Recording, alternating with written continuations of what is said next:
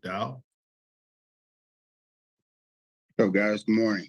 Hey, good morning, Coach. And as always, we appreciate you take some time to join us. Coach, if you could please start us out by recapping your team's most recent outing versus Abilene Christian.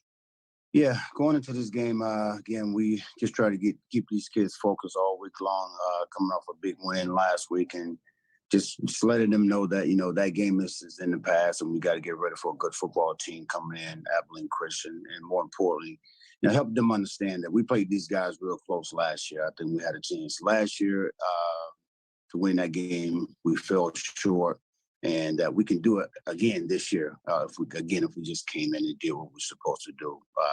But they started off the game throwing the ball. Great coverage by Freddie Bird, and then it came right back. Hit us with a touchdown. And then we just kind of fell apart from there. Again, just special team wise, we wasn't blocking. Wasn't happy with that. We wasn't blocking a whole lot of guys, even though he was kicking out of the end zone. Again, we wasn't on all cylinders together as a group. But we came out second half. We went in second half. I said some things that I normally don't say. We came out, second half and played good football. Again, our numbers doesn't show, what we should have had, score-wise. We stopped them defensively running the ball. Unfortunately, we couldn't stop them with, the throwing, the passing. But two guys, blowing coverages down in that fourth quarter, really hurt us as well. Again, we had a block punt for a touchdown, fumble ball on the 1 yard line going into the end zone, fumble, we driving the ball, double A, fumble the ball going, I think on the 5 yard line, somewhere around there. Again, all momentum in the second half that was going our way, but then, making those mistakes, those turnovers cost us.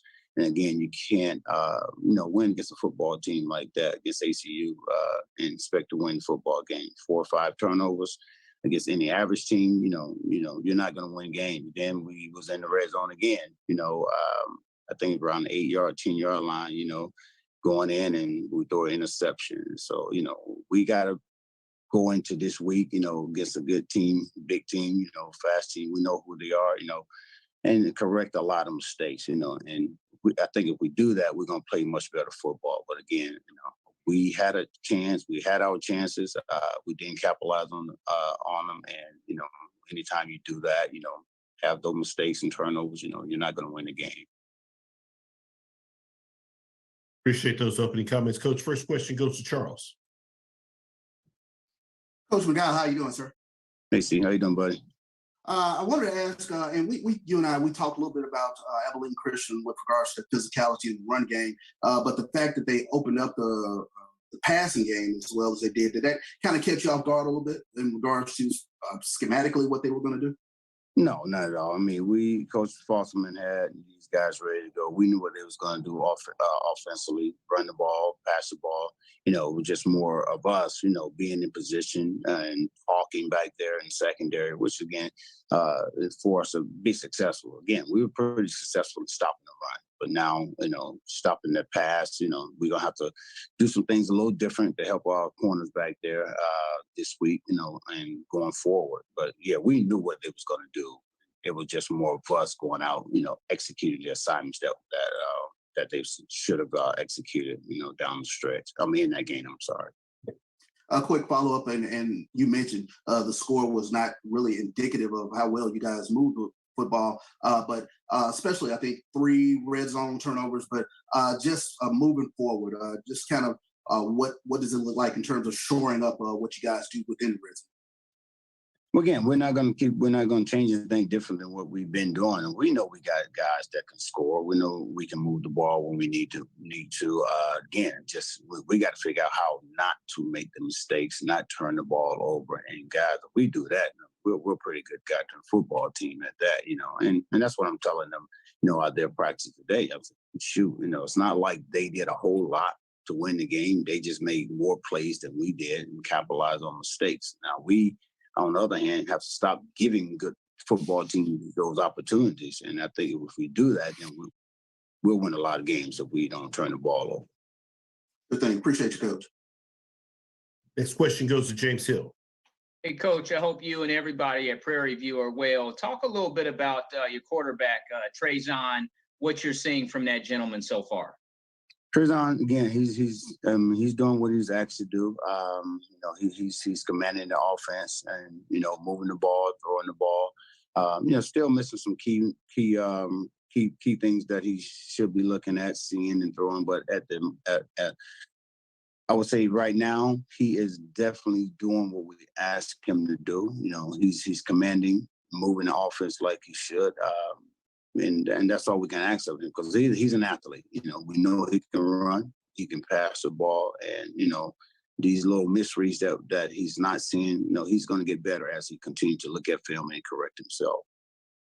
Coach, going into the next contest, it's Southern Methodist, the Mustangs, the Dallas market. Talk a little bit about recruiting and people in that area get an opportunity to see you guys, and maybe they want to be a part of what you guys are doing. Yeah, they should be. We got a good football team. We got a good coaching staff as well. And we've recruited Dallas heavy, in the past year. So it ain't gonna be no difference. We got to go in there again. These guys gotta show SMU that they come to play, and I think if we do that, we'll minimize that score. The scoring, should I say? If everybody just go out, do their 100. Defensively, offensively, and put on a good show. I mean, they want to play against some of the best. They want to be, one of the best. What better opportunity to show against a great football team that's up and coming.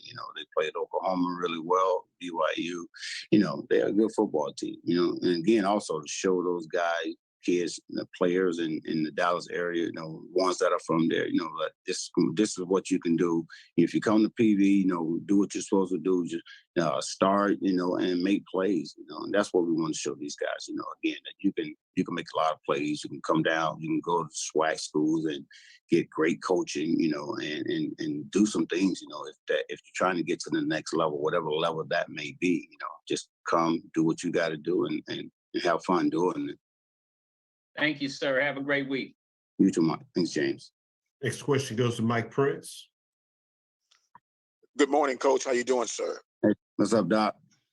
All right, man. Look, I know when you summarize the game, I summarize as blown opportunities, but you did have some lights to shine during last week's performance. In particular, your run attack, and hopefully the O-line is not as banged up as you had from this last game.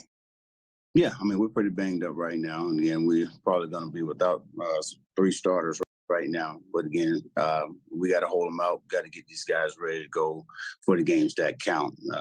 Again, we got some young guys who are going to have to step up, and do what they came in here and taught to do, and what great opportunity for these young men to get against a great team and show what they can do. Yes, sir. Now, my follow-up question is this. Although the defense did rebound toward the end and some open plays during the pass, but from our assessment, maybe you can help fill in the blank, was that due to lack of pressure from the front line on the defensive line side? Not at all, Mike, not at all. Just due to the guys not doing what they're supposed to do in their secondary. Our D-line played really well. Linebackers played well. We just had a lot of miscommunication in the backfield, which we will get corrected. Okay, thanks a lot, Coach, and good luck this week, sir. Thank you, sir. Last question goes to Dr. Cavill.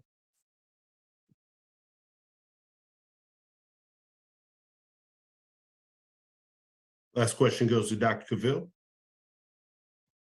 This is Dr. Cavill's Inside HBCU Sports Lab.